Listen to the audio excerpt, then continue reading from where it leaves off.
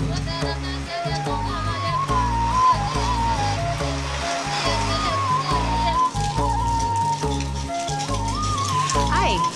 Rachel Lee. I'm the Executive Director of the California Historical Radio Society, and we are so glad that you are here today for this special additional speaker event that we're going to have.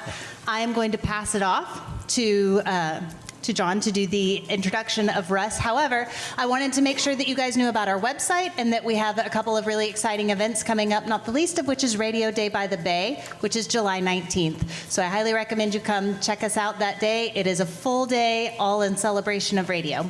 So without any further ado, I will pass it off. Well, yeah, sure. Hi. Just a few more words about the place. If you don't know its historical background, spend some time with some of the docents who are around here and ask them about it. This place was not recognizable 2 or 3 years ago. In fact, not only was it not recognizable, no one wanted to go in it. It was really a mess. This floor that you're looking at was a piece of concrete. The outside was terrible-looking old gray building, and they've restored this back to its original condition. Hard sweat, labor, all donated.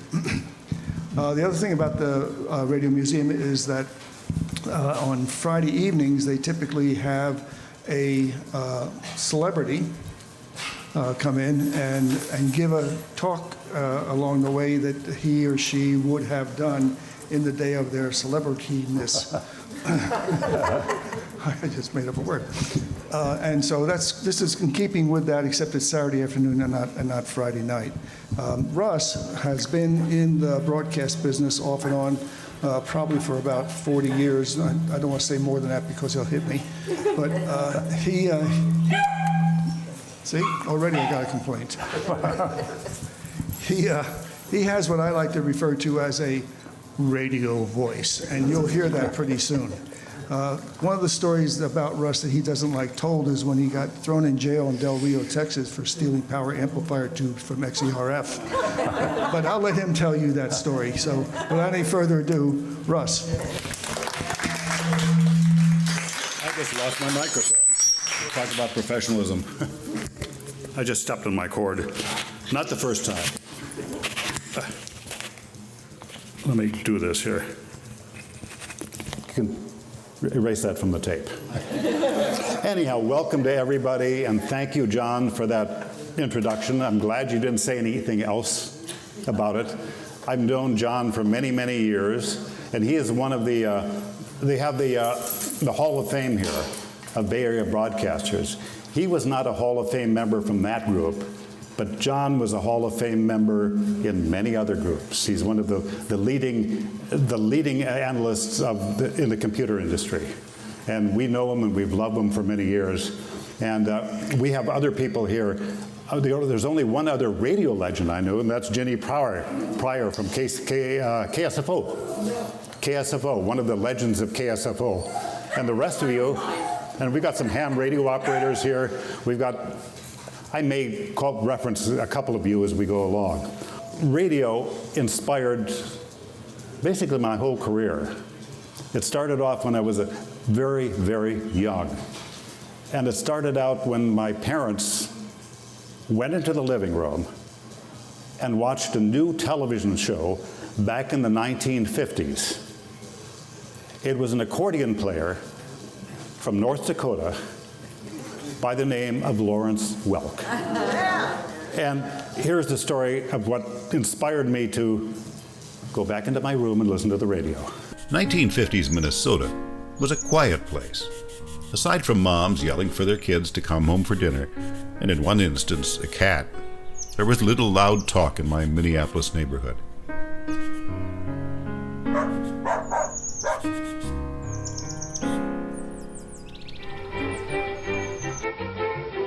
Hello, kids, I never expected this. It looks like Cecil B. DeMille directed this. I'm really thrilled to see this crowd. It makes a guy feel mighty proud. People on television were different, though. Loudmouth New Yorkers, Sid Caesar, Imogen Coca, Milton Berle, known then as Mr. Television. But what I've got is better still. I've got, what do you got, my fans? Their roots were the vaudeville stage, where men wore baggy pants and jokes, some highly inappropriate, were hollered to the rafters. They were very un-Minnesota. What do you got, my fans? It's Several nights a week, I gathered with my mom and dad in front of a mahogany Emerson TV console, the centerpiece of our living room, and marveled at this miracle called television. I didn't understand the loud, fast, sometimes sophisticated shtick. Don't think my parents did either, even though I thought Burl, who sometimes wore lipstick and dressed in drag, was funny for that very reason. I was too young to understand the jokes, the double entendres, but it was noisy and raucous, and I laughed along with their live audiences. well, Hollywood is okay. It's got Clarke, Gable, Betty Grable, Walter Abel, Warner Stable, write a fable if you're able, and you're Babel, wear a sable, movie divorces, quick divorces, quick divorces, quick. And Marilyn Monroe. I got a joke right here would close the network.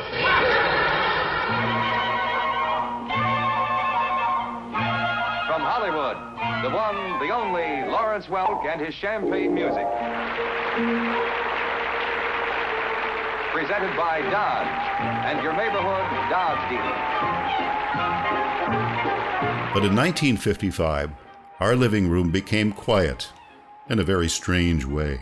The loud, fast talkers were muffled by a guy with a German accent from North Dakota whose musical signatures were schmaltzy polka music and bubbles floating through an orchestra. Among other things, Lawrence Welk's show flogged a vitamin supplement called Geritol and a laxative called Seritan. That's nature spelled backwards. A middle America obsessed by the need for a daily bowel movement loved the bouncy, bland bandmaster who began every song by lifting his baton, bouncing on his heels, and saying, 1 and 2 and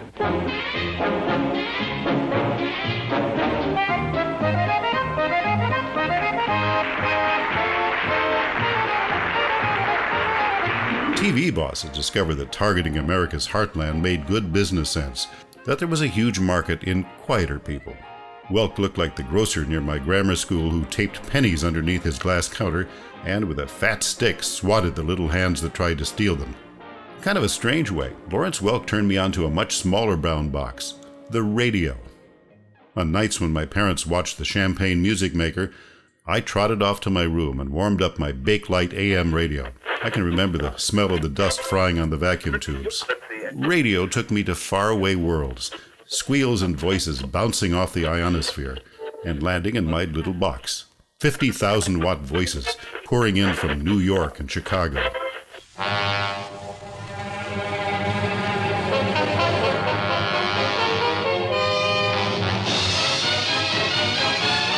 American Airlines greets you with music till dawn.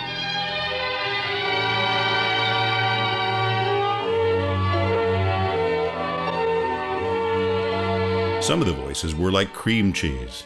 Jay Andres, who hosted American Airlines Music Till Dawn on WBBM in Chicago. And so we began, you and I, and the flight was music through a beautiful fall night. Enjoy the Hobbs House sound all the way through the night. You are more than welcome as a guest here in the music room. Then there was Franklin Hobbs at WCCO in Minneapolis, who every night greeted the nation one city at a time, sometimes in rhyme. Wednesday, January number 2. The old Farmer's Almanac says, days have lengthened one cock's stride.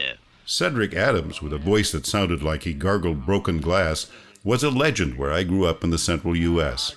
When his 10 p.m. radio news ended, airline pilots said lights went out all over the Midwest.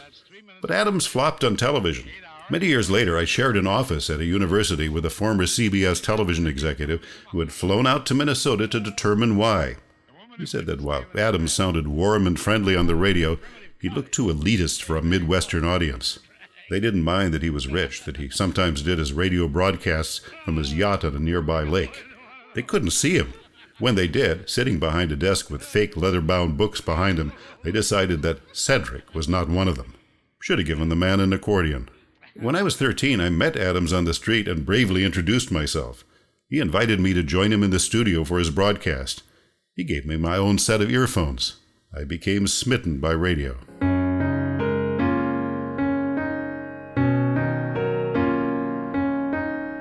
My father was an immigrant Swede, spoke with a thick accent. In the 1940s, he owned a Model T Ford and a Piper Cub, which was regarded as the Model T of airplanes. His last job before me was navigating a troop ship between Africa and the coast of Italy during World War II. That was the last time he left the country. My mother made him promise not to fly again because you are now a father. I could see his pain when we made regular visits to the airport to watch planes take off and land. He trained me to pilot my own fantasy airplane as if it were an air guitar, going through the motions of steering and using the stick and throttle as we took off and landed and made up states and countries. My mother was a beauty. She was Minnesota's alfalfa queen. She rode afloat in the Minneapolis Aquatennial Parade with the Corn Queen and the Wheat Queen. Alfalfa was the major crop in her hometown of Thief River Falls, Minnesota. One year, townsfolk built an Arc de Triomphe out of the prized legume. My mom and the rest of her family escaped Thief River Falls on Minnesota's northern tundra. Dolled up in fur, she photographed like a movie star. She did visit Hollywood once, but did not stay. Worked as a secretary for perennial U.S. presidential candidate Harold Stassen, whom she called Meathead. Then she married my father and had me.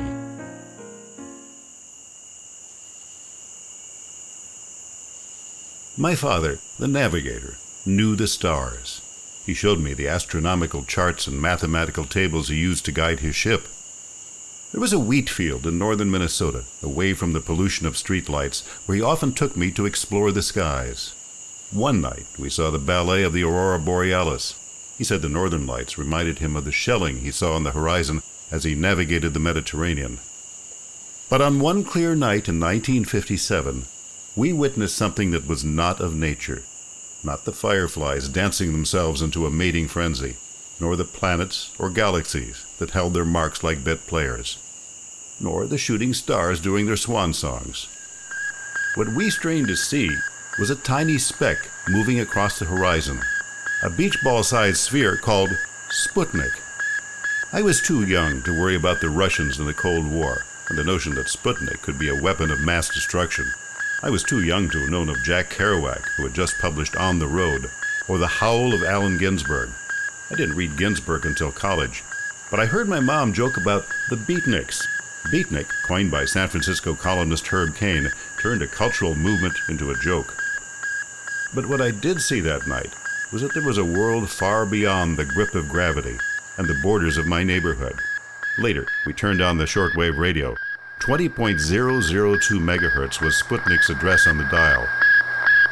Its flea-powered transmitter, undoubtedly powered by enslaved Soviet fleas, bleeped through the static as it passed overhead. Radio became the window of my landlocked world. This is Radio Moscow, and here is the news. Listening to an oily Radio Moscow propagandist or a ham radio operator in the Congo crackling through the static allowed me to stray off to visions of giant missiles rolling through Red Square and flying monkeys. I later learned the Morse code and became a ham radio operator myself, staying up late into the night making contact with exotic places. I had papered my walk-in closet with National Geographic maps. Borneo, just below the hem of my raincoat, was a flat green space. No people, no trees, no snakes or orangutans living on this map. Just blue veins of rivers, and a few exotic names like Kota Kinabalu.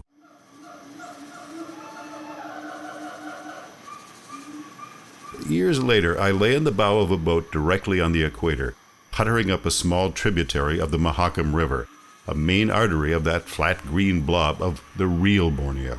Fireflies, here called calops, are again doing their number. Unlike the Minnesota cornfield, the constellations of both hemispheres stretch out before me. Like a monk, one tipsy on Indonesian beer, I search for metaphors, something profound to scratch on a scroll. Two worlds? Dumb. A left brain, right brain thing? Does one hemisphere calculate and the other dance? Why isn't Dusseldorf like Guadalajara? I ponder where I am, between two worlds, beneath many others. Why do the British walk the way they do? Why do the Thais drive the way they do? Why is there a Donald Duck statue in the square of a jungle town near here? And why does a local television station begin the day with a Muslim prayer and a Donald Duck cartoon?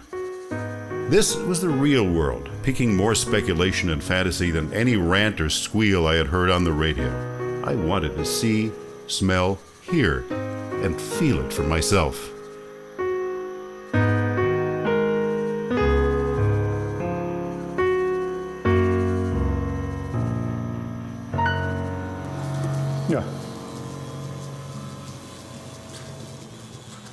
Okay, that was from an audiobook I wrote. I wrote a print book called Tales of the Radio Traveler. It's my travels around the world through, in many cases, the lens of radio.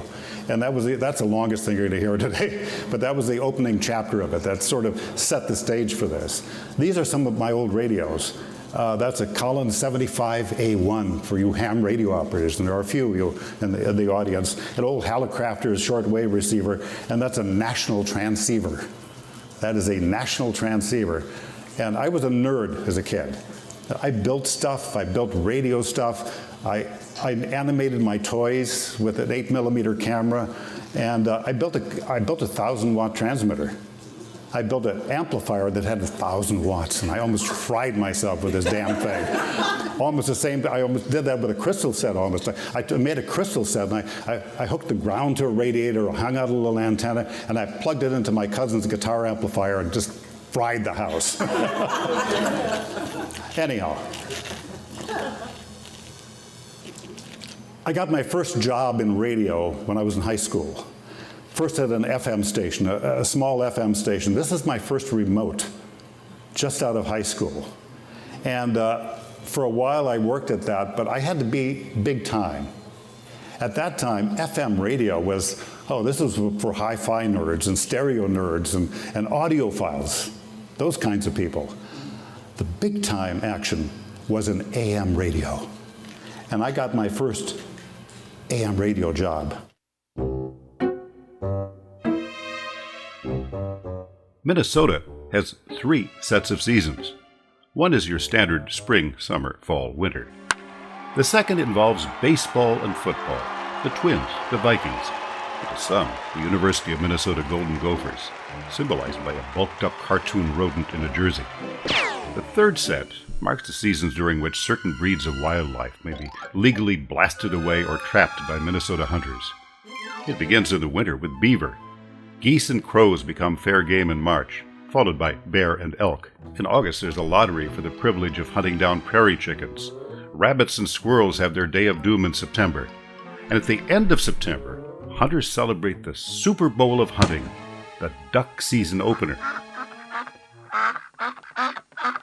On the opening day of duck season, I find myself in the middle of a duck habitat, a swamp near the Mississippi River in St. Paul, Minnesota, underneath 3 radio towers.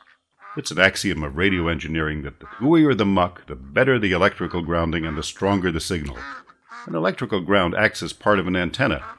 At night, powerful radio transmitters with finely tuned antennas pump signals up into the ionosphere, ionized by cosmic rays from the sun, from which they bounce back to receivers hundreds, even thousands of miles away.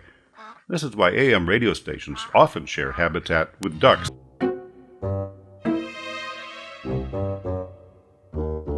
After a stint in high school at a small FM radio station located in the basement of a school, I seized my opportunity to go big time. At that time, FM, with its superior sound quality, was mostly for hi-fi enthusiasts. AM was where stars were born. As a teenager, I debuted as the Sunday morning announcer at an AM radio station. Its studios were located in a boggy moor shared with ducks that air personalities nicknamed Camp Swampy.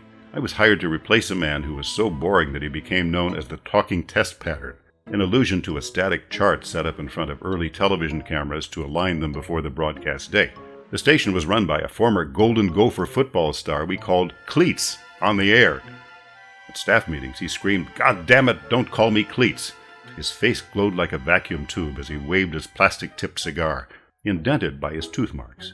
Every Sunday morning at 5 a.m., I arrived at a brick building under 3 steel radio towers in this swamp of rural Minnesota, often during a heavy fog.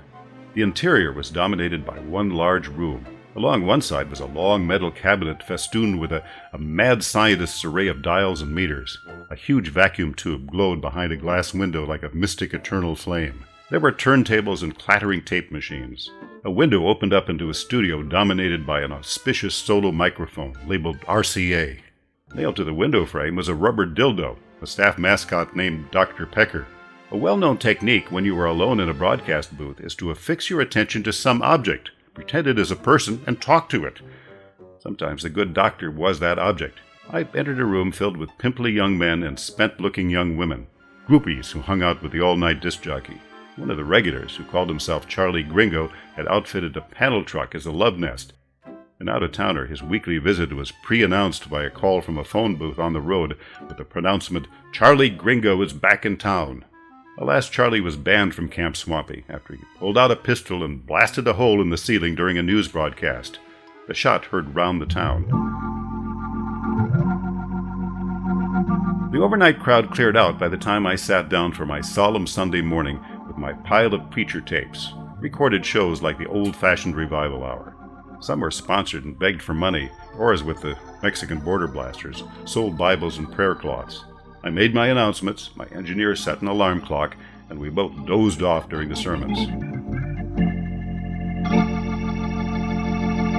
At 9 a.m., fueled by donuts and a bitter brew unique to broadcasting called control room coffee, made in giant vats by engineers and reheated over several shifts to a tar sand consistency, I woke up for my own show. It was a music format, disparagingly referred to in the radio business as chicken rock, a mixture of bland pop music and safe rock and roll, like non-rock Beatles songs and Frank Sinatra, straining to sing something new but embarrassingly wrong for his crooner voice.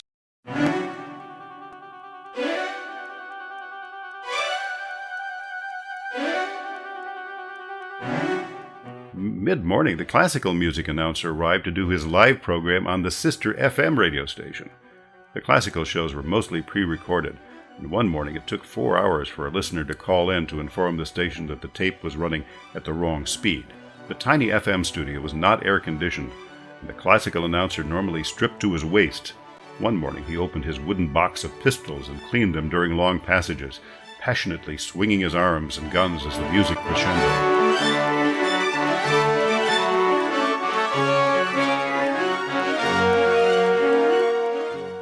I prayed that the 1812 Overture was not on his playlist.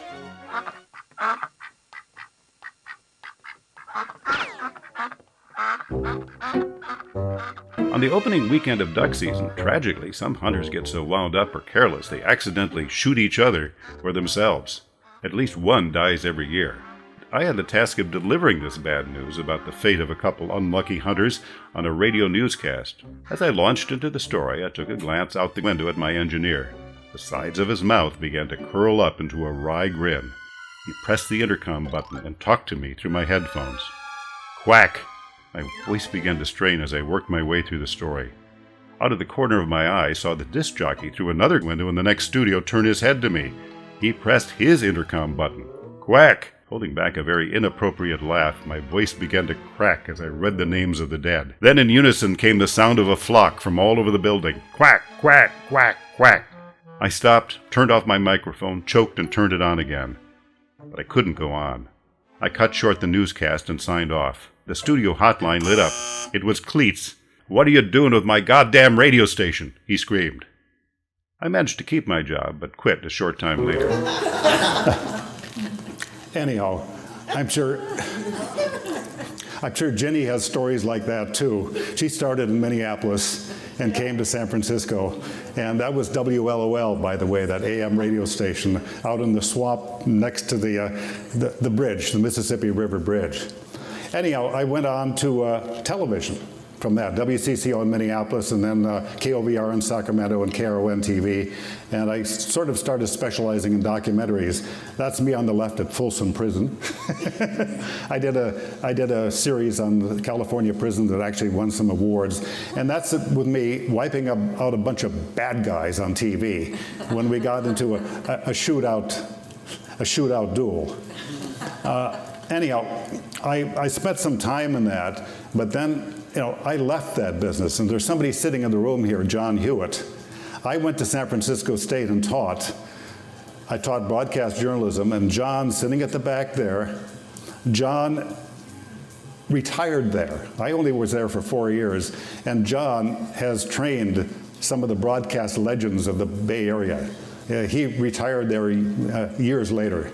And also we have Ken Cobrey, who taught the documentary program at San Francisco State. So they're back here to check me out to say I'm not lying about something. Anyhow, we both worked there and we both started there. But I needed a job because teaching non-tenured job at a university does not pay very well. And I had a couple kids. So I took a job in radio. And for that, I went to KABL in San Francisco. And I filled in for people for about 10 years. And luckily, they indulged me when I went on trips. As I started a company, I wanted to travel around the world. And they indulged me and kind of gave me a job to keep all the balls in the air while I was traveling around the world. Sometimes, and some of you in the audience may be familiar with Bill Moen, because I used to fill in for Bill Moen on his vacations, and that's the guy. He passed away about a couple of years ago or something like that, and we were friends. We were taking jibes at each other on Facebook until the very end. But he retired as I got out of the business, what was it, something like 1994, when the station changed formats. I needed some inspiration. And the person who gave me the most inspiration for travel was the lady up on the right. And that's her second from the left on the bottom. That's Georgia Hess at the North Pole. Georgia Hess was featured on CBS News as being the only woman to travel to both the North Pole and the South Pole. So we got to know each other, and I said, I'm going to try travel writing. Okay. So I wrote a story about Brazil. I went to Brazil. I wrote a story about Brazil, and I sent it to her. Georgia, would you edit the story for me? She said, sure. It was about 2.5 weeks later. She didn't get back to me very quickly, but I received in the mail a little something from her. It was my manuscript with a critique on it in a stamped, postmarked Air France air sickness bag.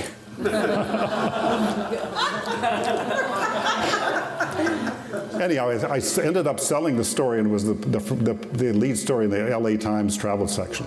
So that was sort of my first jump into travel writing. They found out about me. I started making films because that was my background, making films and documentaries and things like that. My first big client was Royal Viking Line, the luxury cruise line. So I got to travel with them and assemble crews and do films. And a couple of people, the two people on the left, I did one with June Allison. I did another one with Vincent Price. I mean, these people would do a film for you just for the price of the suite on the cruise line. So and I got calls from other people too to say, oh, can I get one of those? So we made films. It was a wonderful experience, but it was kind of imposter syndrome for me. Because for the first time I got to buy a tux, and I took crews overseas, and I dressed them up in a tux. I had a cameraman named Sam. John knows Sam Lopez. And Sam was a guy at KRON TV, and he was my chief cameraman. He was a really good cameraman. And he went to a secondhand store and bought a tux and tails. And he danced around the floors. He was the best dancer on this cruise and danced with all the ladies. And he also had red patent leather shoes. So that sort of made him stand out. Anyhow, I did this for some time. One of the biggest changes in my life came when an executive from a tourism organization, an international tourism organization, called me and said, I know you from the radio. I'd actually met him once before, but I know you from a radio, and we want you to narrate our film. And I said, I'll do the whole thing. So that was the first of about a 30 to 35-year relationship. And that was Graham Hornell. And his successor is sitting right here in the second row. And by the way, speaking of travel editors, that's Morris Dye, who was the associate travel editor of the San Francisco Sunday Examiner. And I mean, Ginny, of course, Ginny sort of followed my path. She became a travel writer too. So anyhow, that was a long-term relationship with the Pacific Asia Travel Association. Lasted me 30 years. I spoke at some of their conferences. I was MC at some of them. And again, this was imposter syndrome. What am I doing here? And what happened, all of a sudden I was talking to audiences, standing up there, petrified, in front of 1,500 people. instead of sitting in a broadcast studio, waiting for a song to start, getting ready to munch into a bear claw and take a sip of coffee. It was a very, very different world. I was even on their board of directors for some time. And I met people from all over the world, including the executives, and both national executives, government executives from all over the world. That's me in the back row there. And sitting in front is Gloria Macapagal Arroyo, the president of the Philippines. So we had meetings or whatever in palaces. It was incredible. Again, I had imposter syndrome. You know, what is this all about? But it was very cool. I found myself just rolling my eyes sometimes. What am I doing here? Anyhow, this is one of my most unusual experiences. I don't know if Lynn was there. This was 1994 or 2 or something. 2, I think. And this is George, you know him. And I was called on to introduce him and the president of Korea live. And I said, well, why can't you just why do you need me to do this? And they said, well, first of all, it's a matter of protocol, because we do not want the president of Korea to sit down before the Korean national anthem. So I had to watch the president of Korea. When he picked up his hand from the last dignitary, I had to say, and now the Korean national anthem. So they played the Korean national anthem. And I said, well, can't you ask him to do that? Nobody had the authority. Nobody was ranked high enough to do that. So I was charged with doing it. Not only that, the president of Korea had a contract out on him. There was some assassination attempts from his predecessor's group or whatever. And so they were to plunge the auditorium for about 2 minutes or so into complete darkness so they could get him out of there and disassemble his bulletproof podium, his secret bulletproof podium. Anyhow, that's what happened. So again, one of those experiences that a kid from Minnesota did not expect was coming. I love Bali. And I think it was 1992, there was one of these conferences in Bali where the organization created a sustainable tourism code, which was adopted by APEC.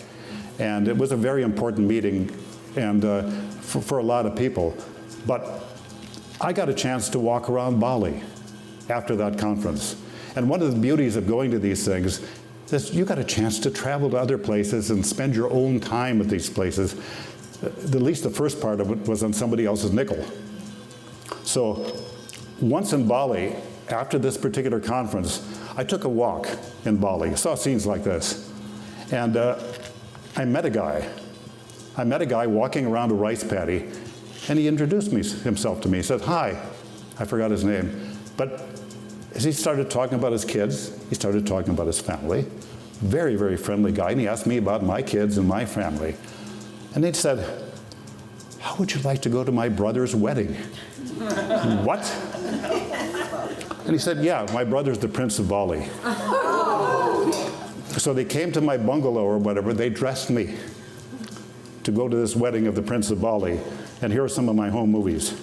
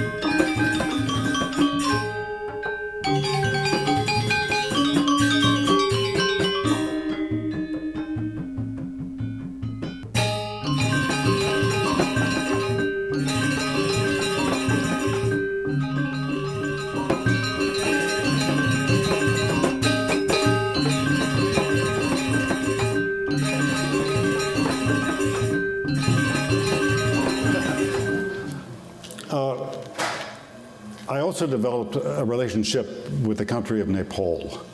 And the first conference I went to there was co-sponsored, I believe, by UNESCO. It was a heritage conference. But I ended up kind of going back and back there. And at the time, I ended up a few years later starting a project for the United Nations Development Program. And Nepal at the time was dominated by cheap travel, backpackers and hippies or whatever, and outside operators from overseas who were coming into the country or whatever, paying the Sherpas and people there very, very little money and taking the money out of the country. Well, Nepal wanted to do something different. Nepal wanted to brand itself as a country that was more than just Mount Everest. So I did a few projects for them, but I produced a short film just to explain, a very simple film that I narrated. That was a beauty because I could do all this stuff. I could kind of be a one-man band. But I narrated, and it was also done in like 5 other languages to simply explain that Nepal was something that was a little bit more, that Nepal was beyond the mountain.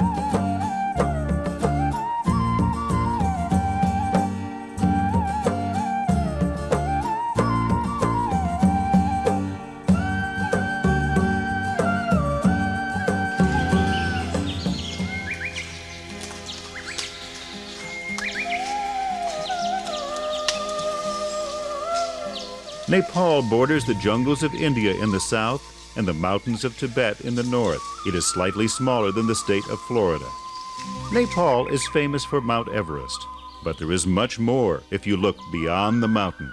Nepal has the widest range of altitudes of any country in the world, from the tropical jungles of the Terai near sea level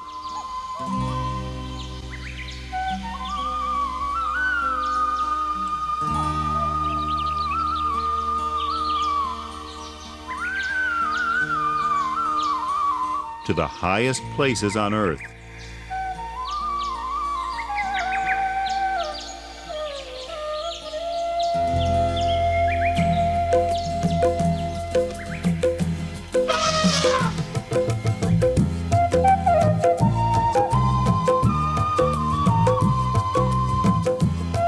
Nepal is called the Africa of Asia, with an extraordinary diversity of animals and plants,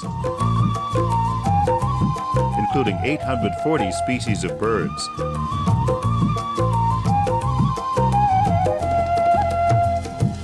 It has 13 protected national parks and wildlife preserves, where the only hunting allowed is with cameras, and where endangered species are making comebacks.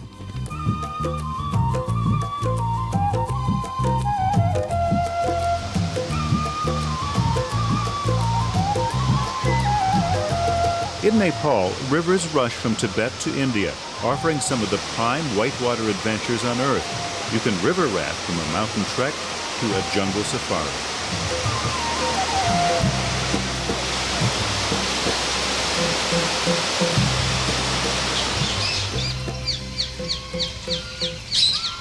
Nepal is a place of peace. Never has there been a religious conflict.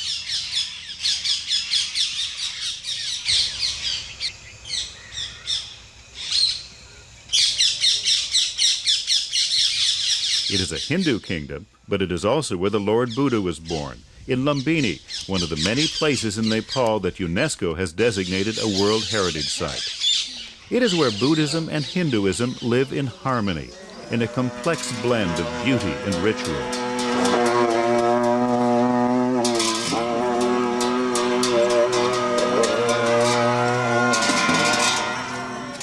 It is where pilgrims come to pay their respects.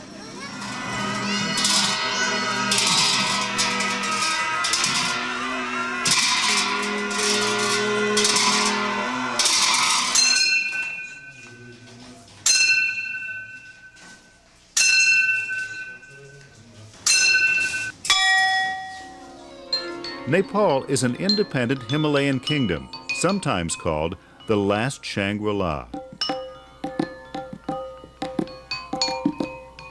where the mystic and the exotic live amidst the music of everyday life.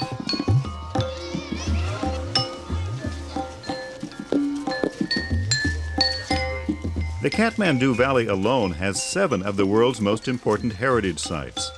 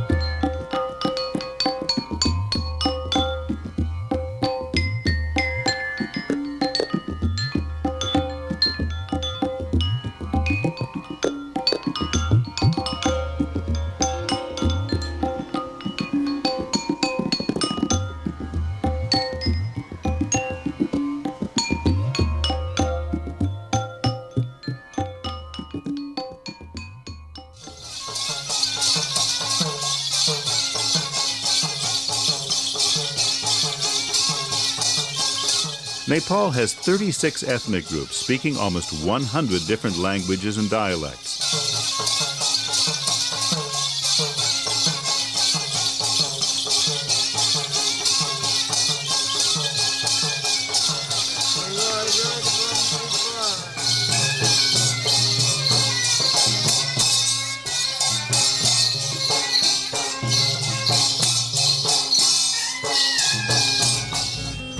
For 1,500 years, Nepal has been a trading stop between the East and the West, the North and South. A center of superb craftsmanship.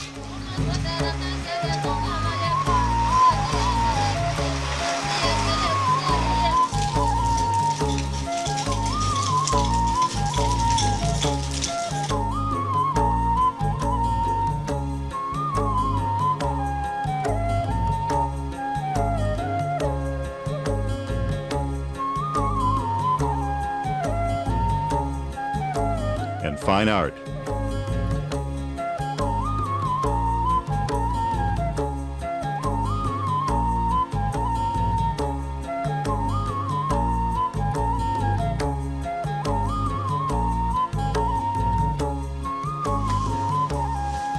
Nepal has thousands of villages.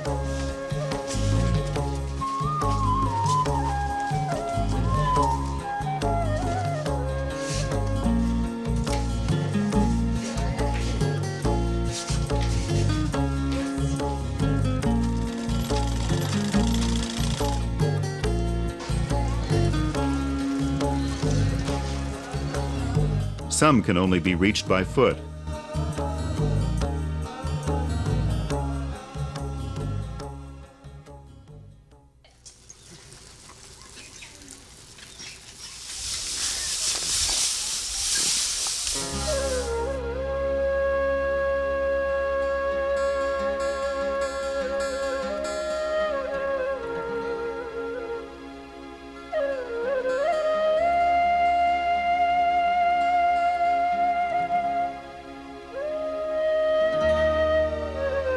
Nepal has 8 of the 10 highest mountains in the world.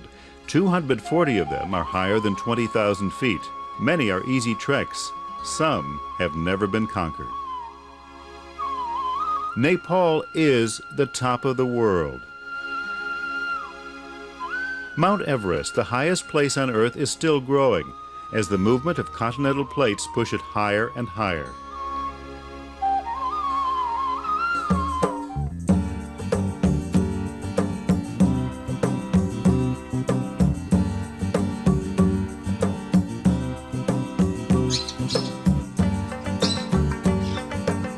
There are few places in the world where there has been such a unique partnership between the government, local communities, the tourism industry, and organizations such as the United Nations Development Program to conserve culture, heritage, and nature, to develop high-quality experiences for those travelers who take the time to look beyond the mountain.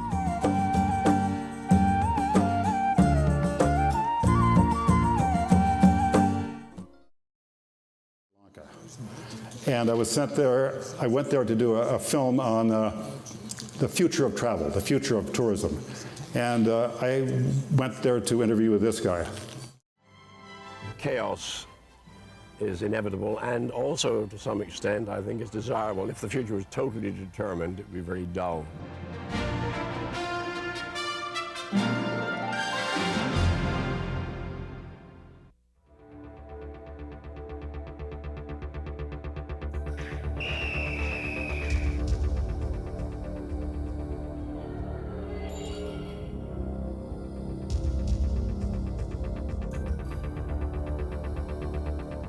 It is the era of connectedness, knowledge accelerating electronically across real time, glancing off the heavens into Earth's every pore, defining and defying the borders of culture, trade, and politics. We were exactly 10 years from 1984, right?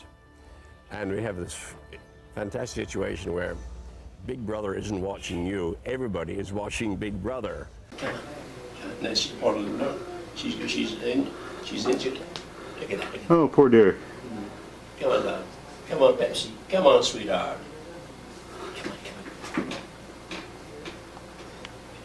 on. She's not too bad, but she will get in a fight with the bigger Yorkshire Terrier. Come on, I'll watch. Oh, you made friends with her. Hello. Hello, Pepsi. Boy, you're... She's a little flirt. What I've been doing, I've been going over the Martian landscape, rendering it as it is now, and as it will be in a thousand years or maybe more. This is Mount Olympus seen from low level, flying in about the year 5000. Let me show you another one which I'm rather proud of. The strange object photographed by the Hubble telescope off Jupiter.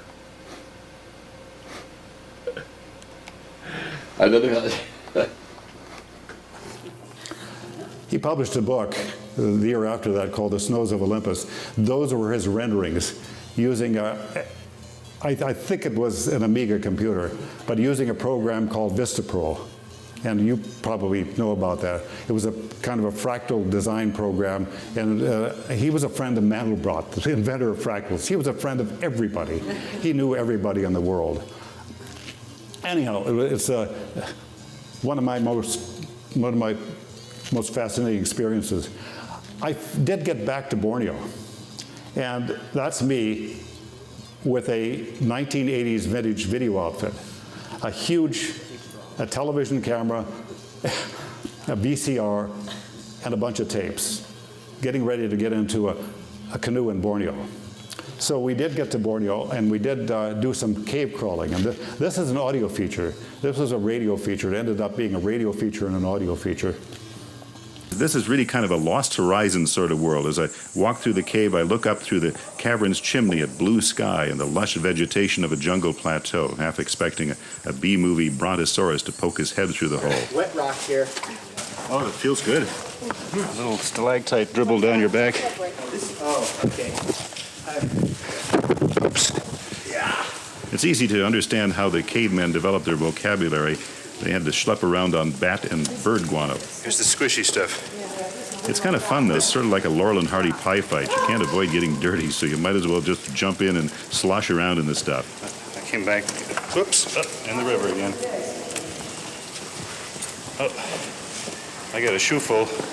There's quite a business, by the way, in harvesting this stuff. You see men hiking through the jungle carrying huge bags of it on their backs. Makes good fertilizer.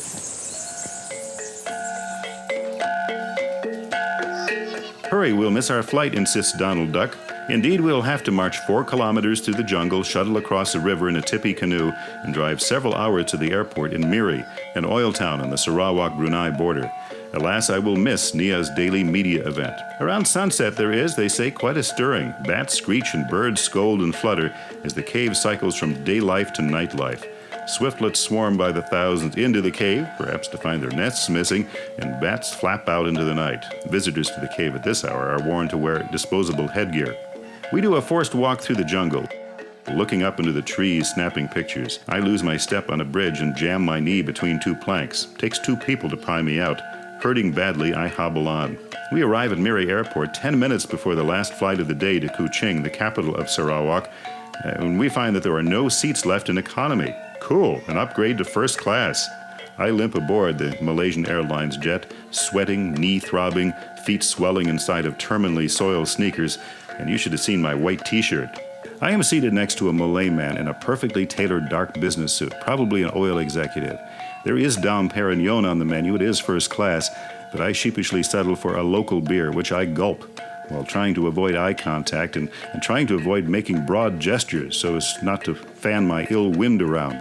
The man speaks politely with an educated English accent. "Are you on holiday?" he asks. Anyhow, this is the 1990s, and I got on the web, and I developed web presences for all kinds of people, including this organization, POD, and a bunch of clients, around the world.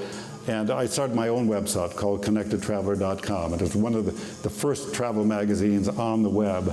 And I actually put Arthur Clarke on it, and I put not streaming video, just uploaded video. You could play it on the website, and audio as well. And I got married to Pat, and we started getting into high-tech business, and there were a few representatives here. So we went to Las Vegas for Comdex and CES, and we podcast some of these things, both audio and video. And here's one of ours, and us at an earlier age, and Pat's doing the interviewing here. At Comdex, well, what is it, in 2004, 2000, something like that, I introduced my own return to radio, and that was a device called the World Vibrations Radio Station and Podcaster. So we introduced it at Comdex, and it was lots of people wrote about it as being a way to democratize radio. So in something the size of a VCR, you could either broadcast live or stream, all in the same box, and an automated radio station as well. All you need to do is plug in a transmitter or stream it with the built-in software. So we developed this thing, and we sold it to churches. We sold it to colleges, like San Anselm's College bought one. That's where the debates were held. And all kinds of clients, including a sports network, bought one of these things. Unfortunately, it was a piece of hardware. You got to sell a lot of these things and be on the phone, which I did, doing tech support for these things, who couldn't figure out, it was not only, they did not configure these computer systems, they didn't know how to do radio. They had to learn radio as well. So we didn't make a ton of money on this. We made a little bit. We went to the UN, actually, in Paris, and pitched it to them, and they actually recommended it for third world countries. But again, another scheme we didn't get rich with. But I did for like 8 years host a world music and culture radio station, using a lot of the tapes and things I recorded from around the world, but also doing world music and commenting on it. And this went on for 8 or 9 years until I finally lost music licensing rights with some degree of they got too expensive, let me put it that way. I did not want to do it. So I took it off the air. But what happened is I did a lot of music features, and I piled a lot of this stuff I'd recorded around the world into this device. After 2 days stranded with no contact with the outside world except my battery-operated shortwave radio, I began to babble.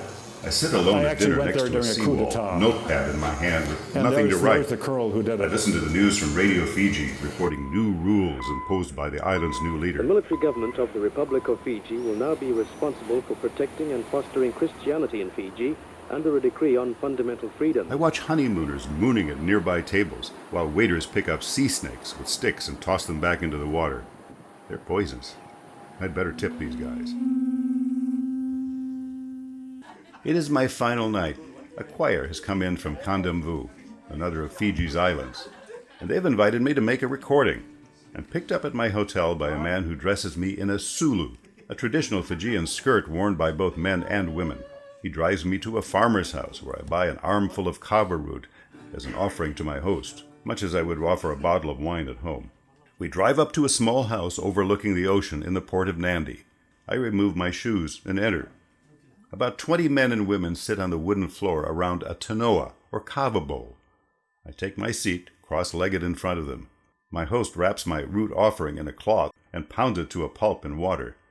He fills half a coconut shell and passes it to me. I, as honored guest, must down it in one gulp.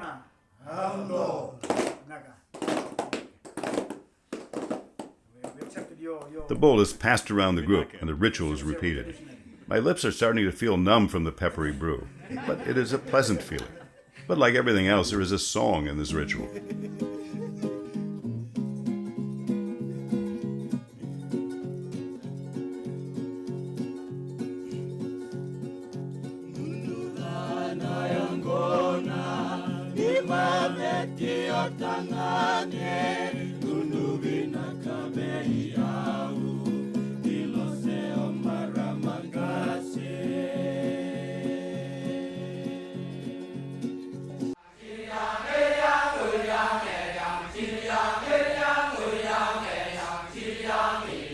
This is the Kecek dance, better known as the Balinese monkey dance.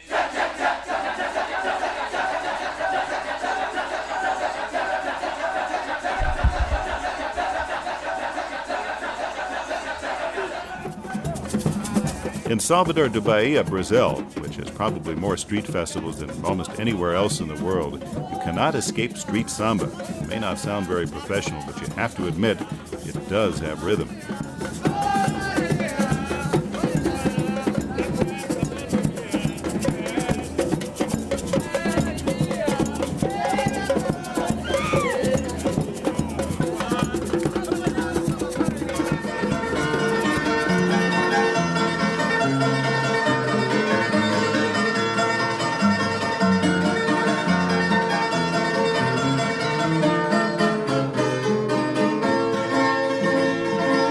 The Portuguese guitar, also known as the sitar, is sort of a cross between a mandolin and a 12-string guitar. We hear one in Where Else, Lisbon.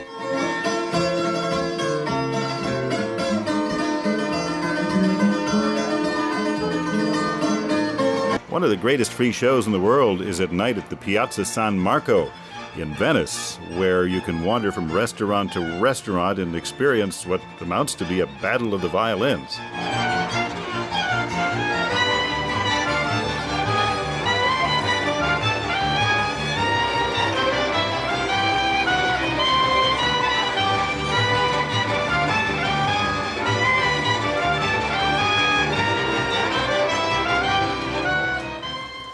Kind of last item. During COVID, I was wandering around the house. I was bored. I was depressed. I was like a cat looking for pools of light to lie in. But I decided to start a little humor podcast or whatever to bring up our spirits. So Pat and I, during COVID, we live in Sonoma. So we went to the town square in Sonoma, and we took a croissant and a cup of coffee there, and we sat by the duck pond, and we watched the ducks. And that kind of inspired our imagination. It is marvelous. It is fascinating. It reeks with romance and drama. This place called Duckton Abbey.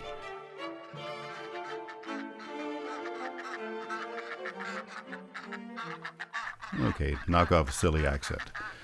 This Duckton Abbey is located in a pond in the leafy green plaza of the town where I live. I feel privileged to sit next to it, peering in on the lives, loves, and intrigues of its inhabitants, although I'm hardly their peer. Duckton Abbey is ruled by a pantheon of old coots, identified by their elegant black tuxes and starchy white foreheads and beaks. White beaks are uniquely a coot thing. When out in the pond, they hang out on the golf course. They are clearly the apex of Duckton's pecking order, born of old entitled flocks. One of these old boys was grazed by a shotgun pellet and waddles with a limp. He's only too proud to show off his war wound. Their wives swim in tight clutches, ruffling their plumage as if to make statements, gossiping about who is molting or who is pooping on the grass.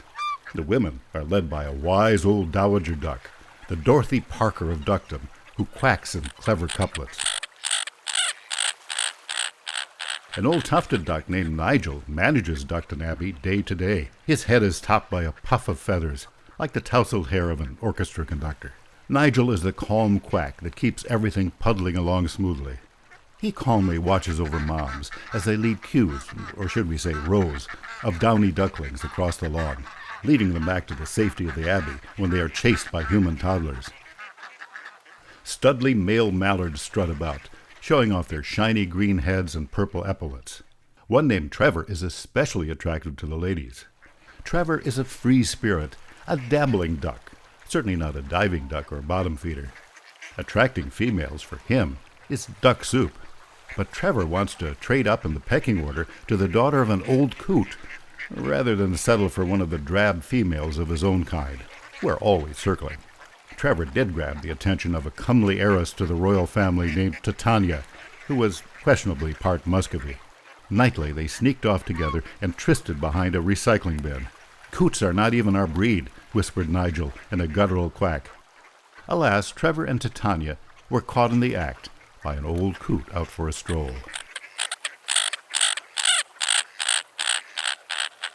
This common waterfowl has gotten his due, opined the dowager duck. It's out of the abbey and back to the slough. Duckton is visited yearly by a curmudgeonly old drake named Sir Francis, who bores everyone with stories about his migrations around the world, and a gaggle of silly honking geese. But the denizens of Duckton Abbey just paddle on, rolling their eyes and the water off their backs.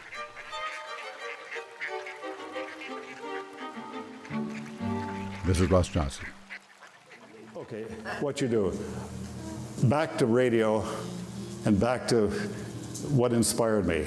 This is a guy who inspired me back in the 1960s. And I went back when I started doing this, and I found out I have two of his albums. Stan Freberg, back in the 1960s, did advertising for radio.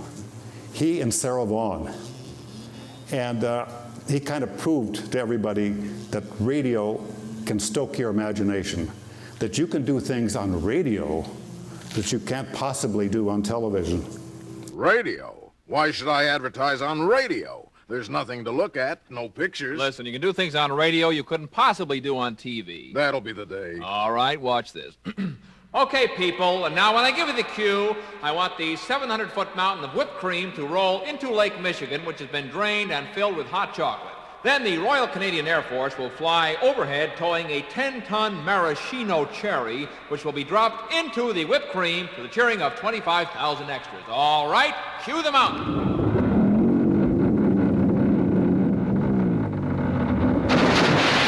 Cue the Air Force. Cue the maraschino cherry. Okay, 25,000 cheering extras. Now, you want to try that on television? Well... You see, radio is a very special medium because it stretches the imagination. Doesn't television stretch the imagination? Up to 21 inches, yeah.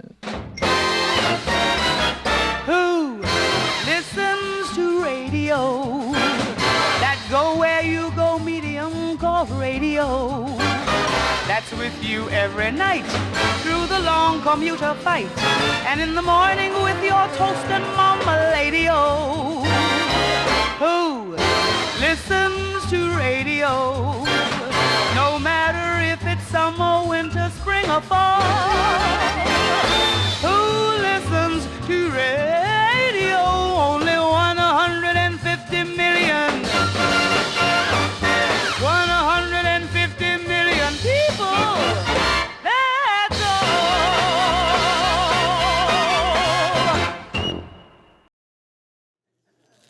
And that's it.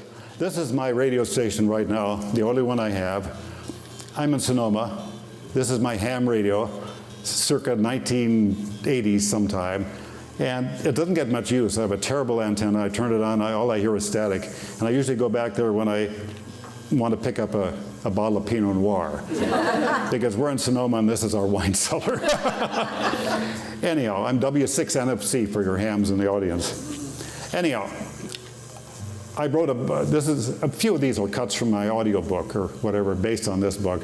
And I've given a few to the museum here. If you want to buy one, you can buy one from them. I just donated it.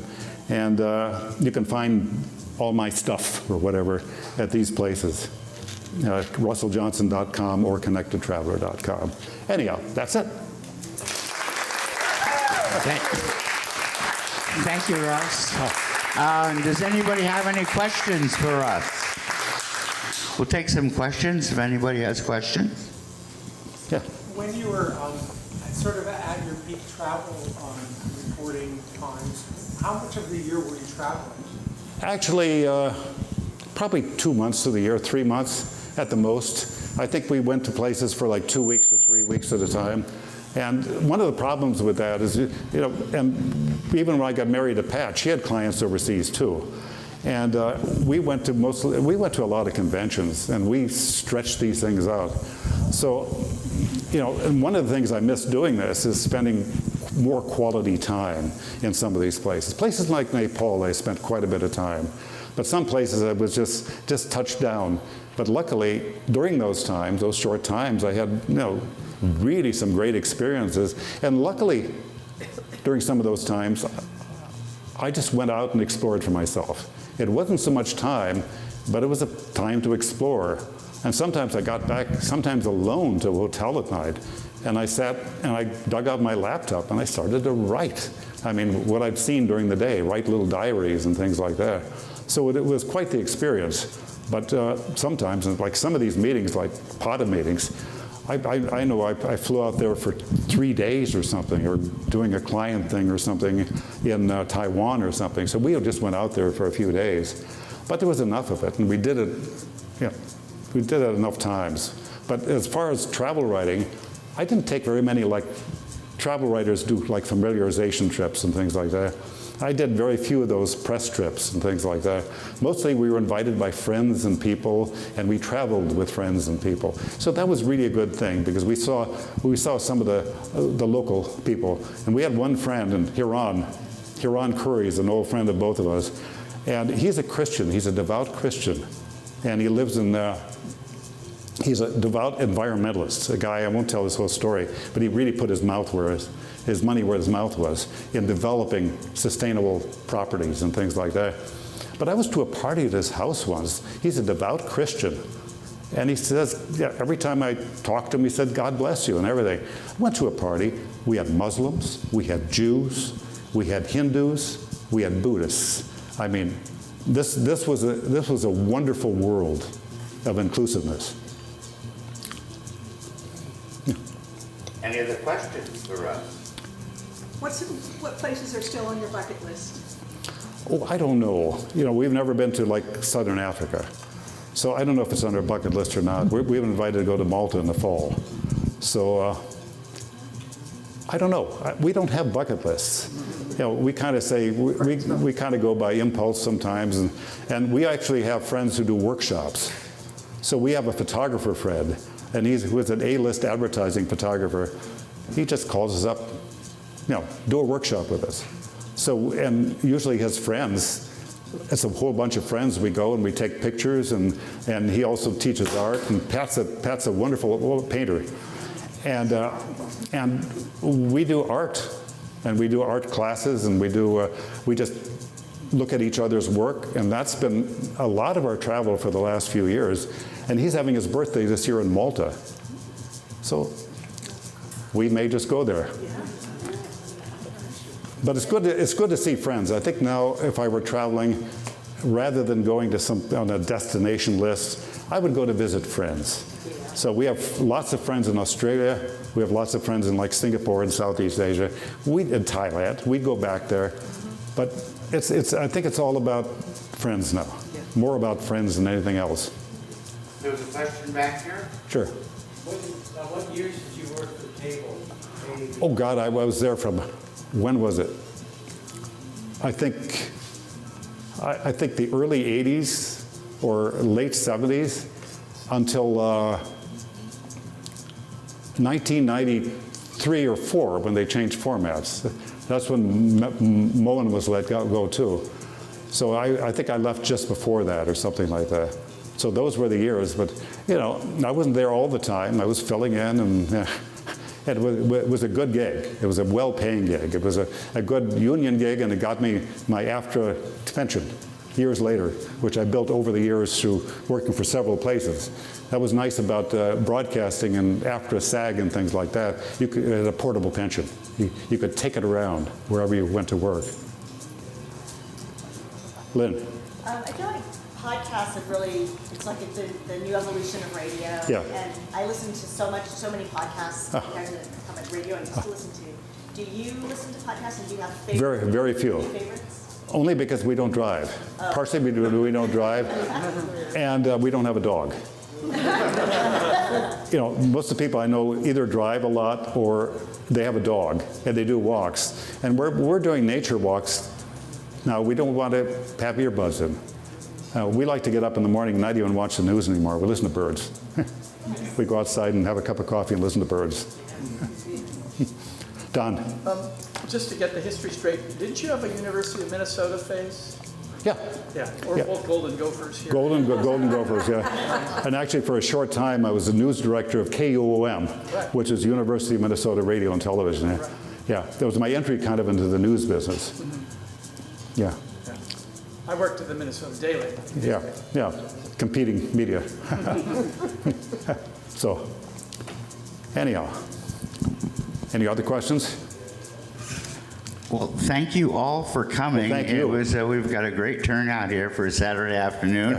Russell was very interesting. He has great stuff to share with us. And I just want to invite everybody to come back here on July 19th for Radio Day by the Bay. It's a whole day of radio fun and musical fun, and all these great radios behind you will be auctioned off. And we're doing a radio play. We're doing Gangbusters, and Terry McGovern is one of the bad guys, and Hoyt Smith is our host for the day. And Ben Fong Torres and Celeste Perry are going to introduce the 2025 Hall of Fame inductees. Plus, we got a bunch of other stuff going on. I don't want to take your time, but July 19th, 8 a.m. for auction preview. Show starts at 10. We'll be going till 3 in the afternoon. And admission is free. Thank you to the City of Alameda. And thank you again, Russell. And thank you. And we've been to Radio Day several times, and it's wonderful. It's absolutely great. And who's the auctioneer for Radio Day? The auctioneer for Radio Day will be Jim Gabbert. Oh, wow. And he will be assisted by Rosie Lee Allen. Wow. Yes. Pat knows her. So that's we have a great lineup for Radio Day, and this will be the last time that we'll be having the Royal Society Jazz Orchestra with us, because Don Neely is retiring, and if we can't have a band with a guy that plays the saw, they can't come. Rachel may want to have a few words. I heard. Yes, stay up on our website. We have monthly speaker events. Those are fun. You can do tours. We're open Wednesdays and Saturdays, but we're also open by appointment. So if you ever want to bring a group here to take a tour of the building, just reach out and we'll get it arranged. The journal. If you become a member, which is very reasonable, $40 a year, you get to not only attend all of our speaking events for free, but you also get our twice annual journal, which is beautifully put together. It's filled with intellectual articles. It's a really great. Free ones in the back. Well, and that too. If you'd like a preview of some previous ones that are already out there, we do have a rack in the back that has some older journals that you're welcome to take with you. Thank you. Yeah, thank you. Thank you for being here.